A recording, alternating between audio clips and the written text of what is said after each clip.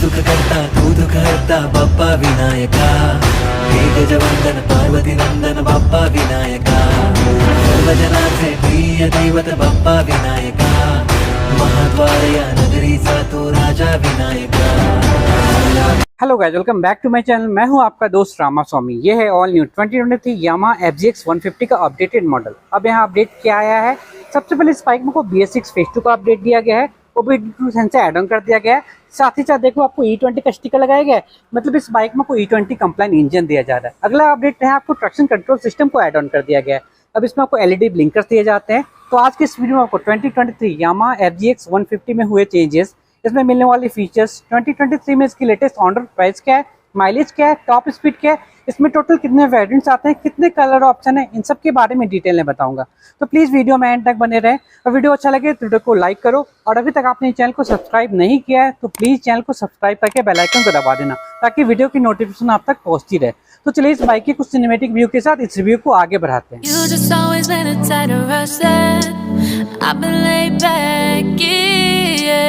I don't wanna skip steps, you know that. So if you're with it, then say yeah. सबसे पहले अगर बात करें इस बाइक के वेरिएंट की तो सिंगल वेरिएंट में आता है। अगर बात करें इसके कलर ऑप्शन की तो हमको टोटल 3 कलर ऑप्शन मिलते हैं। जो सामने आप देख रहे हैं मैट ब्लैक कलर है, इसके अलावा मैट कॉपर आता है और डार्क मैट ब्लू आता है। इन दोनों के ऊपर मैंने प्रॉपर वीडियो बना रखा है, आई सेक्शन में लिंक दे दूंगा, आप चाहें तो चैनल पे देख सकते हैं। चलिए स्टार्ट करते हैं इस बाइक के फ्रंट लुक से। अगर बात करें फ्रंट से तो फ्रंट से ही बाइक कुछ ऐसा लगता है। सबसे पहले इसका फ्रंट का लुक देखो, यहाँ आपको LED प्रोजेक्टर हेडलैम्प दिया जाता है, सर्कल शेप में आपको यहाँ पे हेडलाइट दिया जाता है, काफी रेट्रो लुक देता है, तो देखने में काफी अच्छा लगता है।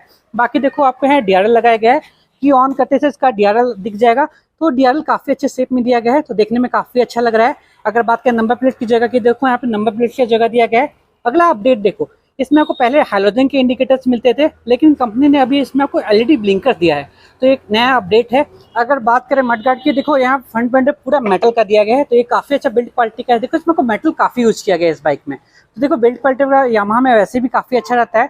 तो इसका फ्रंट का लुक है। फ्रंट से आप मुझे कमेंट सकते हैं बताना कि FZX 150 आपको कैसा लगता है। फिलहाल इसकी की को बंद करते हैं और बात करें इसके सस्पेंशन की। अगर बात करें सस्पेंशन की, देखो आपको टेलीस्कोपिक सस्पेंशन मिलता है और यहाँ पे वो जो सस्पेंशन दिया गया है ना 41 mm इनर डायमीटर के साथ दिया जाता है, तो ये काफी मोटा बोलेंगे। बाकी देखो इसके ऊपर फॉग का बूट लगाया गया है, मतलब रबर का गार्ड लगाया गया है, तो ये भी काफी प्रोटेक्ट कर देता है, मतलब धूल डस्ट पार्टिकल यहाँ पे आपको ये सस्पेंशन में नहीं आता है। अगर बात करें ब्रेकिंग की, देखो इसमें सिंगल चैनल ABS मिलता है, फ्रंट में 282 mm का डिस्क ब्रेक मिलता है, इसमें को सिंगल चैनल ABS मिलता है, लेकिन आपको ड्यूअल डिस्क मिलता है, रियर में भी आपको डिस्क मिलता है। अगर बात करें टायर सेक्शन की, देखो आपको MRF का ट्यूबलेस टायर मिलता है और आपको 100/80 17 इंच का आपको ट्यूबलेस टायर दिया जा रहा है। एलॉय यहाँ पे पूरा ब्लैकआउट दिया गया है। तो इसका फ्रंट का लुक है। फ्रंट से आप मुझे कमेंट सेक्शन में बताना कि ये बाइक आपको कैसा लगता है। देखते हैं इसकी राइट की प्रोफाइल को। अगर बात करें राइट से, तो राइट से बाइक कुछ ऐसा लगता है। सबसे पहले इसका राइट का लुक देखो, देखने में काफी अच्छा लगता है। टैंक के ऊपर आपको ये 3D में आपको FZX लिखा हुआ मिल जाएगा। बाकी देखो ग्राफिक्स का ज्यादा यूज नहीं किया जाता है, यहाँ पे प्लेन बॉडी दिया जाता है, पूरा मैट ब्लैक कलर में दिया गया है। सेंटर में आपको यामाहा का एक ब्रांडिंग मिल जाएगा। देखो यहाँ पे हल्का सा ये पार्ट लगाया गया है, ये भी आपको मेटल का दिया गया है, इसमें आपको मेटल काफी यूज किया जाता है। ये टैंक भी आपको पूरा मेटल का दिया गया है।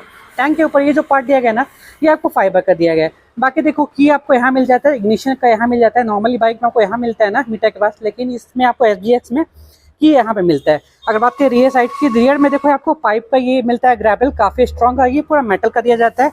अगर बात करें सीट की, देखो सीट की कुशनिंग काफी अच्छी है, तो ये जो अलग स्टेप में दिया जाता है ना, तो इसकी वजह से इसका लुक भी काफी अच्छा होता है, मतलब जो राइडर कर जाता है हल्का सा नीचे, पिलियन का हल्का सा ऊपर, तो देखो काफी कंफर्टेबल रहने वाला है। अगर बात करें फुट रेस्ट की, देखो फुट रेस्ट की बिल्ड क्वालिटी में काफी अच्छी है, एल्युमिनियम का दिया गया है, फिट एंड फिनिशिंग भी काफी अच्छा लग रहा है। अगर बात करें रियर फुट रेस्ट की, देखो रियर फुट रेस्ट भी एडजस्टेबल दिया गया है और इसके ऊपर आपको रबर का ग्रिपिंग भी दिया जाता है। ये आपको ब्रेक लीवर दिया गया है। इंजन के ऊपर आपको यामाहा का ब्रांडिंग मिल जाएगा। अगला चीज देखो यहाँ पे आपको ये कैटालिटिक कन्वर्टर के ऊपर गार्ड लगाया गया है, मतलब ये जो इंजन है ना, इंजन के साथ साथ यहाँ पे गार्ड लगाया गया है। ये जो है ना यहाँ पे ये इंजन बेस प्लेट ये आपको मेटल का दिया जाता है, तो ये काफी अच्छा रहता है, काफी प्रोटेक्टिव हो जाता है।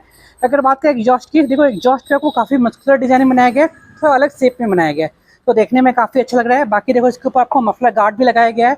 अगर बात करें रियर सेक्शन की, ऑलरेडी मैंने आपको बताया इसमें को ड्यूअल डिस्क आता है। रियर में आपको 220 mm का डिस्क ब्रेक मिलता है। देखो यहाँ आपको RLB प्लेट लगाया गया है।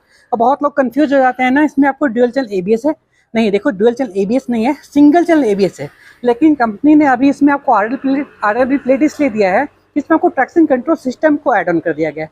तो एक मेजर अपडेट दिया गया है, इसमें आपको ट्रैक्शन कंट्रोल सिस्टम को जो ऐड ऑन कर दिया गया है। अगर बात करें टायर सेक्शन की, देखो इसमें आपको MRF का ट्यूबलेट टायर आता है और ये जो टायर है ना काफ़ी वाइडर दिया जाता है, 140-60 का इसमें टायर दिया जाता है। 17 इंच का आपको अलॉय मिल रहा है, अलॉय पूरा ब्लैकआउट दिया गया है। और जो टायर है नॉर्मल नहीं है, इसमें को रेडियल टायर दिया जाता है। अगला चीज़ देखो, जो टायर का पैटर्न बनाया गया ना, ब्लॉक टाइप पैटर्न बनाया गया है, तो इसकी वजह से इसकी ग्रिपिंग काफ़ी अच्छी रहती है। बाकी जो काफ़ी वाइडर है ना, इसकी वजह से ग्रिपिंग काफ़ी अच्छा रहने वाला है।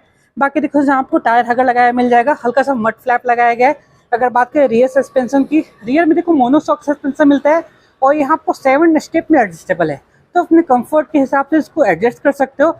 बाकी देखो आपको यहाँ एक रिफ्लेक्टर लगाया गया है। अब मेन बात करते हैं इसकी इंजन की। देखो आपको 149 सीसी का air cooled 4 stroke 2 valve BS6 phase 2 OBD2 E20 वाला FI इंजन दिया जाता है। इस बाइक में जो अपडेट आया है ना, BS6 फेज 2 का अपडेट आया है।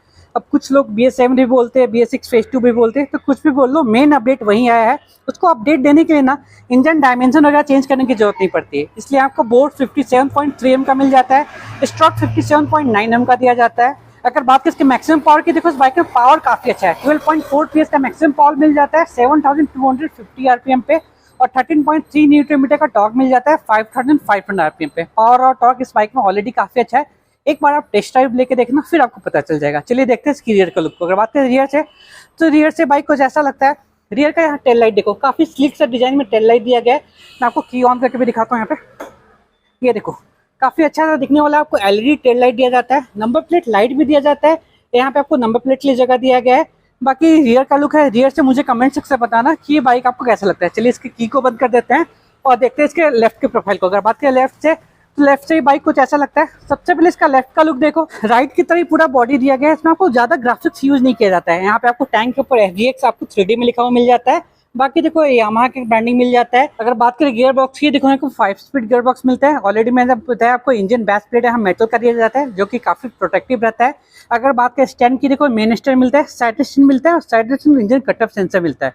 तो सेफ्टी पॉइंट ऑफ व्यू रखोगे तो ये चीज़ काफ़ी अच्छा रहता है। मतलब चलते में आपका स्टैंड लग जाता है गलती से, तो आपका इंजन अपने आप कटअप हो जाएगा, या लगा रहेगा तो आप स्टार्ट करके गियर में लोगे ना तो स्टार्ट ही नहीं होगा। तो एक सेफ्टी फीचर है। अगर बात करें चेन सेट की, देखो ओपन चेन सिस्टम दिया जाता है, तो देखने में काफ़ी स्पोर्टियर हो जाता है। बाकी देखो ये यहाँ पे आपको फाइबर का दिया गया है, पर बिल्ड क्वालिटी का काफ़ी अच्छा है, फिट एंड फिनिशिंग काफ़ी अच्छा लग रहा है।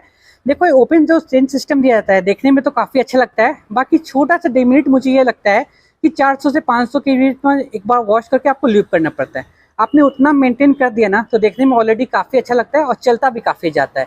अगला चीज़ देखो, आपको साड़ी गार्ड कंपनी फिटेड मिल जाता है, तो ये भी काफ़ी प्रोटेक्ट कर देता है।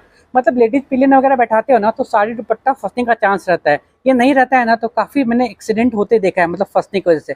ये काफ़ी प्रोटेक्ट कर देता है। अब मेन बात करते हैं इस बाइक के कुछ ओवरऑल डायमेंशन की। अगर बात करें ओवरऑल लेंथ की, तो ओवरऑल लेंथ 2020 एम का मिल जाता है। ओवरऑल विड्थ है 785 एम का मिल जाता है। ओवरऑल हाइट है 1150 एम का मिल जाता है। सीट हाइट काफ़ी अच्छा है, 810 एम का सीट हाइट है।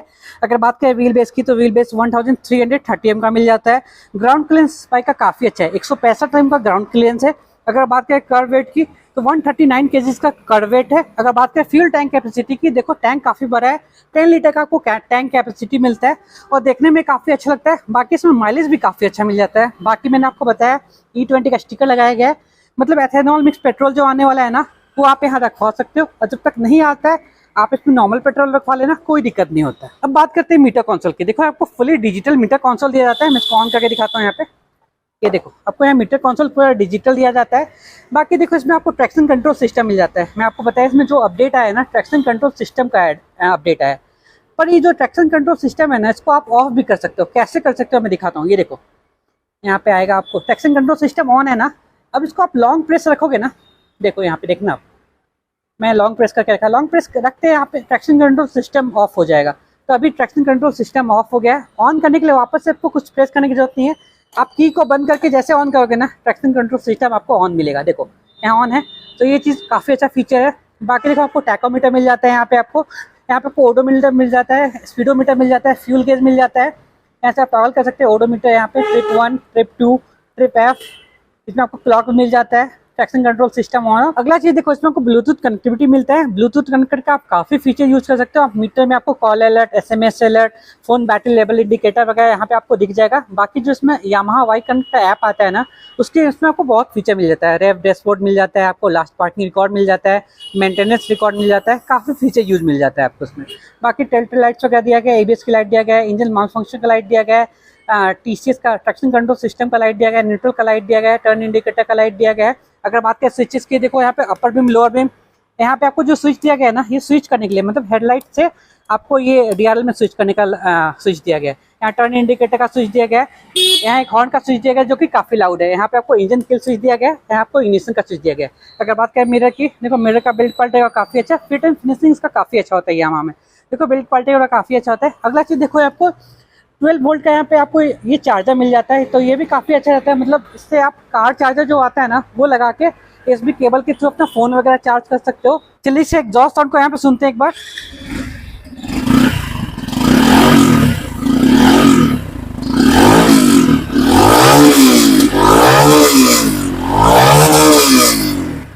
देखो इसका एग्जॉस्ट साउंड काफी अच्छा है, काफी लाउड है, मुझे तो काफी अच्छा लग रहा है। आप मुझे कमेंट सेक्शन में बताना कि आपको कैसा लगा। अब मेन बात करते हैं इस बाइक के माइलेज की। देखो माइलेज भी काफी अच्छा मिल जाता है। 150 सीसी का ये बाइक है, फिर भी इसमें आपको 50 kml का माइलेज तो आराम से मिल जाता है। बाकी जिनके पास ये बाइक है, मुझे कमेंट सेक्शन में बताना कि आपको माइलेज कितना मिलता है। अब बात करते हैं इसके प्राइस की। देखो इसका ऑन रोड प्राइस पुणे में 1,66,000 के अराउंड आता है। बाकी आप किस सिटी से बिलोंग करते हैं, अपना सिटी का नाम कमेंट सेक्शन में बता दीजिएगा, मैं आपके सिटी का लेटेस्ट प्राइस बता दूंगा। और मैं स्पेशल थैंक देना चाहूंगा रामदूत यामाहा तलेगांव का, जिन्होंने बाइक मुझे प्रोवाइड किया रिव्यू करने के लिए। शोरूम के सारे details, contact number with map location में डिस्क्रिप्शन में दे दूंगा। जो भी मेरे दोस्त पुणे से बिलोंग करते हैं, इस बाइक को लेना चाहते हैं, टेस्ट ड्राइव लेना चाहते हैं, दिए हुए कॉन्टैक्ट नंबर पर कॉल कर सकते हैं या शोरूम विजिट कर सकते हैं। वीडियो कैसा लगा कमेंट सेक्शन में मुझे जरूर बताइएगा। वीडियो से रिलेटेड कोई भी डाउट हो, कोई भी क्वेरी हो तो आप मुझे कमेंट सेक्शन में पूछ सकते हैं, या नीचे इंस्टाग्राम ID दे रखा है, आप वहाँ मुझसे कॉन्टैक्ट कर सकते हैं। वीडियो अच्छा लगे वीडियो को प्लीज लाइक करना। मिलते हैं एक नए वीडियो में, तब तक के लिए bye bye and take care.